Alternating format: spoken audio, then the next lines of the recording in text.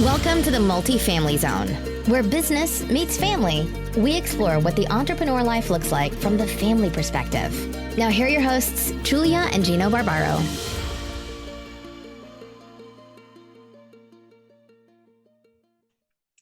Hey everyone, this is Julia Barbaro, host of the Multifamily Zone podcast. I'm here with my co-host, the co-founder of Jake and Gino, and my husband, Gino Barbaro. Hey Gino. Hey Joel, how you doing? Good. What are you up to? Just the same old every day. What's the same old every day? I don't know, just taking care of the kids, taking care of you, podcasts. Taking care of me. What does that look like? Let's go into that for a second. Taking care of me. What does that look like?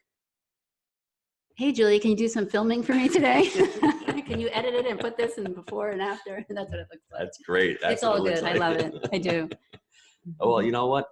Be careful what you ask for, because my wife said to me a few months ago, if you need help with anything, let me know and I'll do it. So he who asks or she who asks will receive. So I took it as a sign from God saying she really wants to help me. So start throwing a little work on there. It's okay. We're getting off subject here because today's call or podcast is going to be a really good one.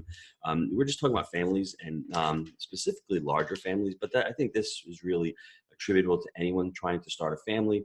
And I've really made a parallel between that and multifamily. And this could be any business. This could be any business, right? The kind of like the similarities between family and a business, a successful business, right? Because you kind of have to, you know, in a sense, I'm running on my side anyway. I'm running the house as a business, right? Mm-hmm. Because I have a lot of members, can't fire them, got to work with them. You know what I mean? Well, you can fire them, but it might look bad. They're going to keep coming back. So here are the similarities between having a big family and wanting to say a successful business, or I'm going to parallel this to multifamily investing. So the first one, every child that you have is unique. And it's really funny. Every real estate transaction or every multifamily property you buy is unique. Now, what does that mean? Your children, when they're born, have a certain temperament. Some are really stubborn, right? Mm-hmm. Some are really laid back. Some are very gregarious. Some are just chill, right? And it's the same thing with when you buy a multifamily property. Some of them are newer. Some of them are older. Some transactions are very easy. Some you can do a 1031 exchange into. Some you can do seller financing. Some are in the suburbs. Some are in the city. Every deal that we've done is pretty much a unique deal. It has its own characteristics, 25 units, 300 units, whatever it is.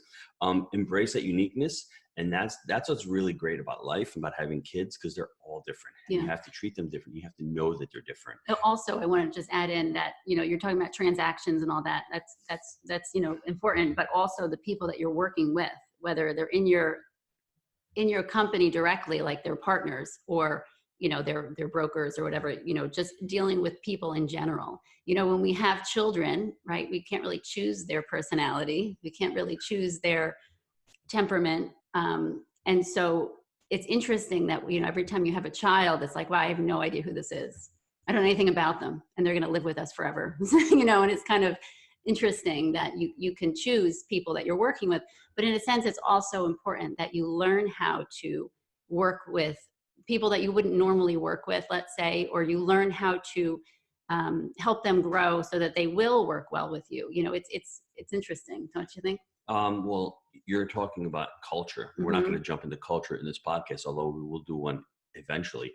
The culture of your house is really big. Your children will have some type of personality, but if you bring culture in your household, and ours is really open-minded, ours is really trying to be family-oriented, trying to do everything together. Ours is more of like a homebody kind of personality or culture. Our kids really don't like to go out and do a lot of things. They like to hang out at home. They like to swim in the pool. We're going to Disney tomorrow. We like to be together as a family. Mm-hmm. So that's our culture. And then when you're starting a company, really be careful for the culture that you have in the company. And we're just trying to create our culture for Jake and Gino: unwavering ethics, people first, you know, make it happen, work really hard. That's the culture that we're growing there. So be careful when you're creating your household. What kind of culture do you want your household to look like? Mm-hmm.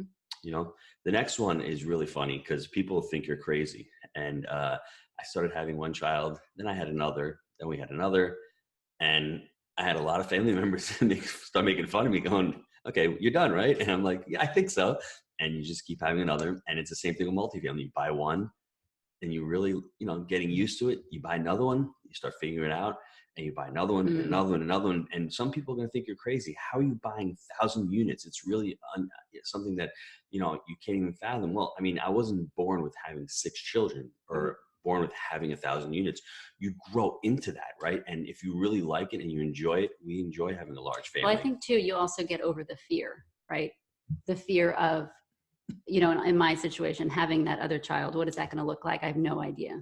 So you do get over that fear, like, well, you know what, it will work out. We figured it out. I have no idea what to expect, but we will do it together. And that's important. That's probably how you do it as well. Oh yeah. You start growing and you start just getting to be a better and a stronger person. That's the next one. The next one is a better parent and a better investor with each child. Every child you have, you become a better parent. You become more open. You have more patience with it. And it's the same thing as an investor. When you buy your first deal, you don't know how to buy a multifamily deal until you buy one. Then when you buy one, you start figuring it out. It's great reading books. It's great theory. It's great educating yourself. But until you take that dive into it, you don't know what investing is like.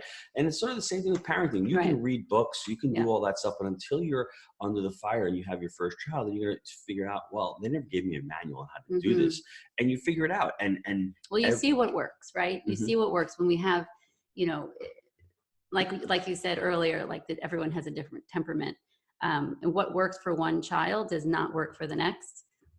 Their attention that they need is different. So I would think that every deal that you make is different, right? You're dealing with different people, different temperaments. That's an awesome point, because let's say you want to become a limited partner in a deal, you're a passive investor. You're not going to need as much time on that deal as if you're buying something in-house and you're managing it yourself. So take a look in that and see, well, how much time do I have to get into multifamily actively? Yeah, but my side on that would also be that we have to be aware of that, as far as some people in general do need more attention, right?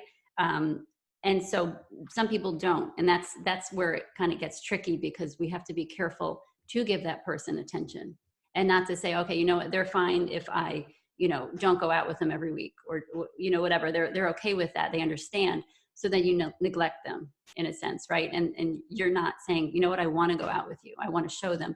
And in your situation, you know what, you can explain that. The next one, I like this, because if anybody's out there that's on the fence about having a baby right now, I'm going to motivate you and inspire you to have one, because you will never be ready. The timing is never right. And it's the same thing in real estate. The market's too high, the market's too low. I don't have enough money. I don't have enough time. It is never the right time. Back in 2008, when the market crashed, everyone said it was a bad time to buy. People were buying assets like crazy. 2013, you couldn't find the financing. The economy was still really sluggish. Now the market's at a peak right now. People are telling you, just be careful to buy. If you're ready, willing, and able, and you're capable, and you're ready mentally, just buy anytime. And it's the same thing with having a child. Don't put it off, because it's never the right time to have a child. We never said to ourselves, well, this is great. I mean, I'm ready for this mentally. Let's have a child now. It just happened, and it was just the best thing in the world not to plan it. So if you're planning on it and you're saying now is not the right time. Well, the thing is too is life gets in the way of most of our plans, right? So in a sense, if to have a child, you're talking almost a year from now. So it was, for us, it was, oh no, what are we going to do? And which is fine. And but it's good to almost have those things happen, because then you realize that you really don't have much control over life in general. And you learn how to work with what's given to you and enjoy it and find the best that's put before you. You know what I mean? I think the next one is really cool, especially for real estate. Real estate and parenting is a team sport. Now, what does that mean from the parenting side? Well, both parents have to be on the same team. Maybe you get grandparents involved. There's doctors involved. There's a lot of different moving parts. You really need to assemble a team to help you. And your children are part of that team. So if you've got a big family, the older kids better start pitching in, start better doing laundry, start better cutting the grass. They start better getting jobs. They start better unloading the dishwasher, cleaning the table, maybe helping with that omelet in the morning. So that's a team sport. And real estate's the same way. Real estate, you have your CPA, you have your attorney, you have your partners, you have your coach, your mentor, you have real estate brokers, mortgage brokers, you have a professional team, personal team, and a contractor team. So those are really important teams. And as you grow your team gets bigger and better. It's going to be easier to do Well, how do you real estate. grow the team? I could tell you at home, in a sense, the first thing to do that I've kind of trial and error is to keep things positive. And I know that's really hard when when you have little children at home and it's exhausting and you have no desire to do certain things and you can hardly take a shower. And it's really a challenge. So for the kids to see that you're on the positive side is very helpful, but it's also helpful for them to see your when you're having a difficult day, and not to say, oh my gosh, I'm having a bad day, but to see your weakness. And that's, I think, very important. But even just talking to them and, instead of saying, why did you do that? Hey, I noticed you did this. Can I help you with that?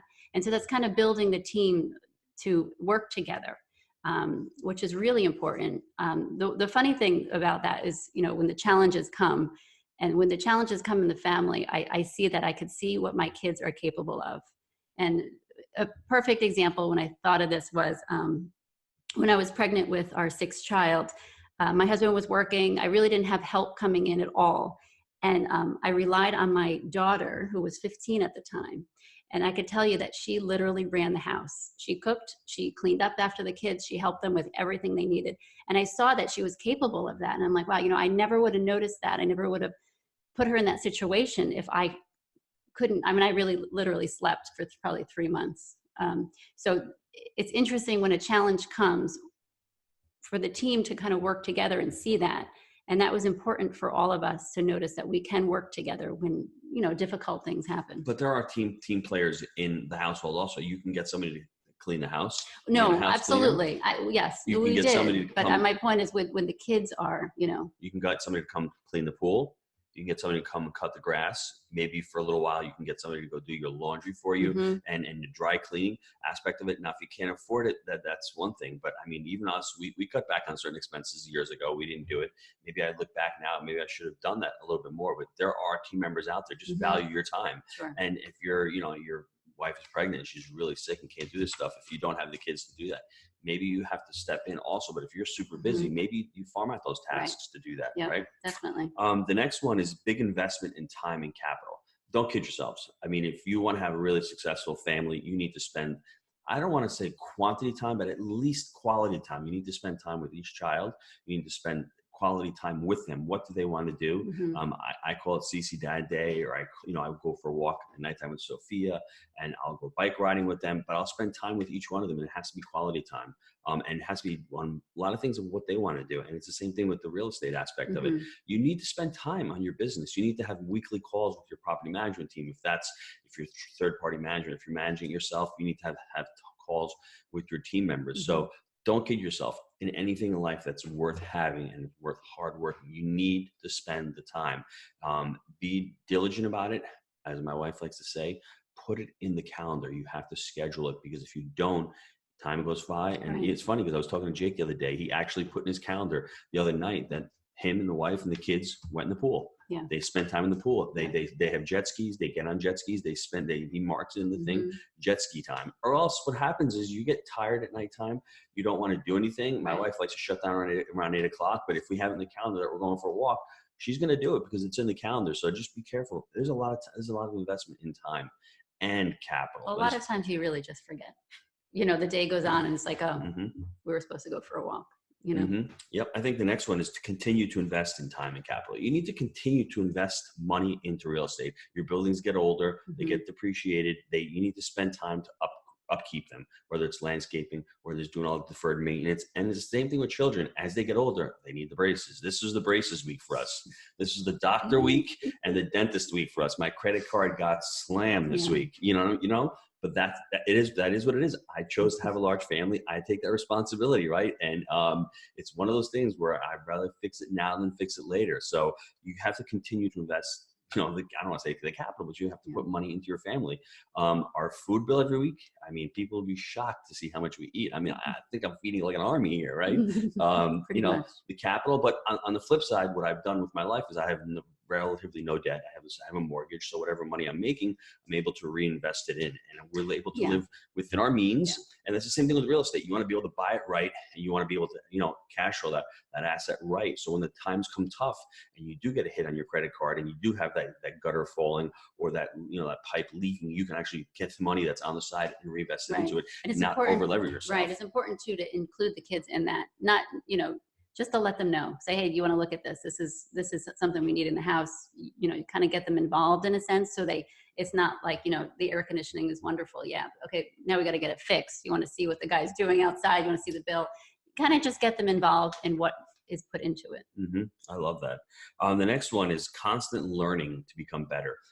As a real estate investor, that's why I started Jake and Gino. I had 200 units. I really didn't know a lot about real estate, so I learned it. So the first thing you have to do, you have to learn your craft. Then you have to actually do it, and then you want to go out and teach it, right? So that's the way I felt with real estate. You got to learn, do, and teach, and it's constant. Even with parenting, you're constantly learning. You're reading books. My wife just finished up a life coaching program, and it's a really big help because there's so many different ways on how to talk with your kids. I question them to death. The last few weeks has been question after question, and they get so frustrated. And it's like, this is awesome. I wish I had done this years ago. So really need to constantly learn how to become a parent and become a better parent. And it's the same thing with real estate. The market is constantly changing. Your kids are constantly growing and evolving. And it's the same thing as the real estate market. Things change. Interest rates change. The economy changes. The market changes. City changes. You have to stay up to date with those things. You have to constantly learn. Right. And it's important too, when you're doing that, it's kind of you'll learn as you go, and you see what works, what doesn't work. And sometimes we're really hard on ourselves as parents that we kind of messed up in the earlier years. And we never really messed up. We're really learning. We don't, like he said, we don't have a manual guide on how to raise kids in every situation. There are a lot of times where I'll call Gino. I'm like, I have no idea what to do. This is what happened. I don't know what to do, and I do that now. I do that today. You know what I mean? So it's what it is. And it's real. It's real life. And, we're trying, we're doing our best. We're open with our kids. Hey, tell me, how I messed up. I can ask my older kids that, how I messed up when years ago. And it's interesting to get their response because it wasn't as bad as I thought, The next one is, I call it the ROE, an amazing ROE, a return on enjoyment. Real estate, maybe not as much, but you know what? When you refi the property, when the property cash flows, when you get some really cool Google reviews from residents, when you return money, capital to your limited partners, your investors, you get money back. That's a really good feeling. When you do a webinar and you're talking about a property, that's awesome. And it's the same thing with kids. I mean, it is. I have so much fun with them. It's a lot of fun. I live for my children. I get up in the morning, I see them. So all the hard work and all the effort that goes into it and all the braces and all the money that goes into it, for me, it's an amazing return on enjoyment. I have so much fun with them. I see them grow from being little people to now being older. They're out of the house. They're driving, a couple of them. Mm-hmm. They have their own jobs. They have their own independence. It is an amazing journey. I think one of the biggest compliments that I get sometimes is from strangers when they come to me and they tell me something about the kids, something that they noticed. And that I just want to encourage you all to notice other families out there. And if you see something, you see a mother struggling or something, how important it is to say something, because that actually makes a difference. I can tell you many stories of when I was struggling as with young children and a stranger came up to me and gave me encouragement. And to me, that was huge. And I still remember it. And I can write a whole book on that because it's important. So it's important for us to notice that. So I just thought of another one, really just popped in my mind right now. Another one is the long game. You don't have the fruits of labor until years down the road. This is especially true in parenting. But let me give you an idea. My dad was a farmer in Italy. What do farmers do? They plant the seed. They've got to water the seed. They've got to wait for the seed to grow. They've got to cultivate it. They've got to put a little time investment in it. Down the road, the seed grows. Okay, the farmer did a great job. But instant gratification is not there, especially in multifamily. You've got to buy the property. You've got to reposition it, fix it. Hopefully it goes well. The economy doesn't crash. You can fill it up. You can refinance it. You can cash out. That's a long process. It could take 18 to 24 months. And parenting, for all you mothers out there, it's a tough job because you get no love and no satisfaction. You're home alone a lot of times.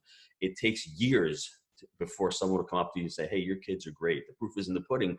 it's a long, long game. And a lot of times you don't get the satisfaction early on. You might quit because it's hard you're to alone. see the future. Yeah. Yes. Yeah. So it's the same thing with multifamily real estate. When you're buying a property, it's so much easier to buy a single family home, 3 months, fix, flip, and go on to the next one. It's transactional. It's an instant gratification. It's a dopamine hit. That's why people do it. Yeah. That's why parenting is very hard. It's a long game. You don't see the instant benefits. And when you're in it, you're in the thick of it, and your child isn't sleeping and she's tired and the baby's sick. That's a lot of struggle. And you feel like you're all alone on an island. It's the same thing with real estate. When you're first doing that property and there's 3 vacancies and there's an eviction on the property, you don't have the money coming in. There's a hole in the roof. It's leaking. You have mold. All that stuff is going on short term. If you can bypass that and continue to grow and get that property done, you'll love it. And it's the same thing with us. With the fruits of our labor, you might have to wait till your child is 18 years old to go to college, but the first 4 or 5 years, it's tough. And then after that, you'll start seeing the results. The important thing there is that you can't see when they're older. You see the little kids and you can't even imagine them as adults. But what we're basically doing is what? We're raising these people to be adults in the world, to make a difference in the world. And that's so important. And we can't really see that until they're older. But it's important to know that you're shaping them into the person they are. And so what kind of person are you raising? What kind of person is your children going to become? That's the irony. The irony is that you're raising them to become independent and to be able to leave you. And that's a really hard thing to do. I guess maybe that's why I kept having kids, because I don't want them to leave, because they bring so much joy in the household. On that. I could stay and live with me forever. He tells the kids they could stay as long as they want. That's right. And they can stay as long as they want, because you know why? Because they're awesome. And to me, they're just great kids. I love to have them around. Michael said that, right? He said, I don't want to leave Mom because who's going to cook for me? But I mean, those are a lot of the similarities that we see between two. I think it's funny. I think it's a parallel.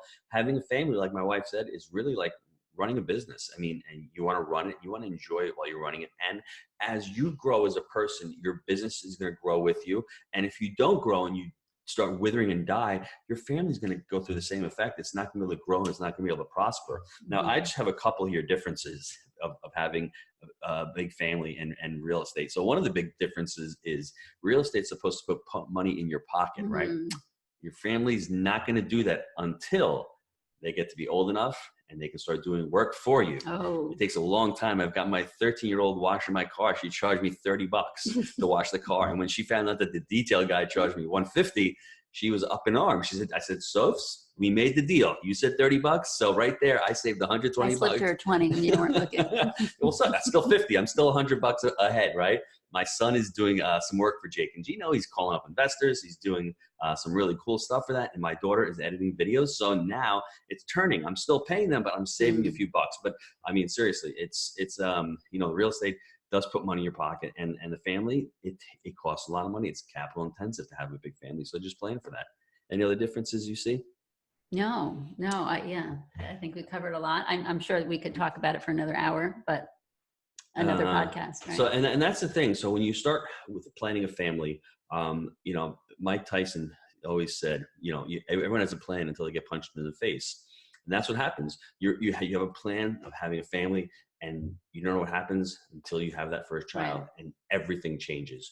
But just remember, it goes by really quickly. Well, I think you just made a good point, though. Change. To be open to change is super helpful. And they're at different stages of their life, and just be there to support them. I think the last thing I'd like to say about being a parent is try not to criticize your children, and try not to tell them that they're bad at anything. Just support them. If they're not good at something, they don't want to hear that they're bad.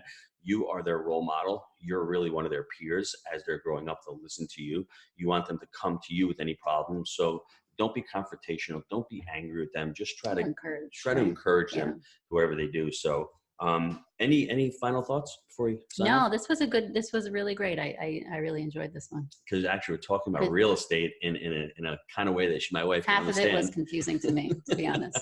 Well, we didn't talk about cap rates, right? We didn't talk about cash on cash return. We didn't get into that yet. So I enjoyed it also. If anybody has any questions, please leave them down below in the show notes. You can email me at gino@jakeandgino.com.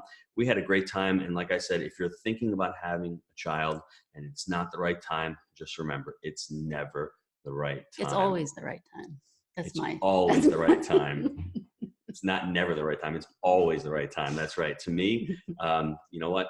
If you're really planning on it, it's the best thing you'll ever do. You'll love it. Anyway, Thanks, everybody. Thanks, everyone. And we'll see you soon. Yes.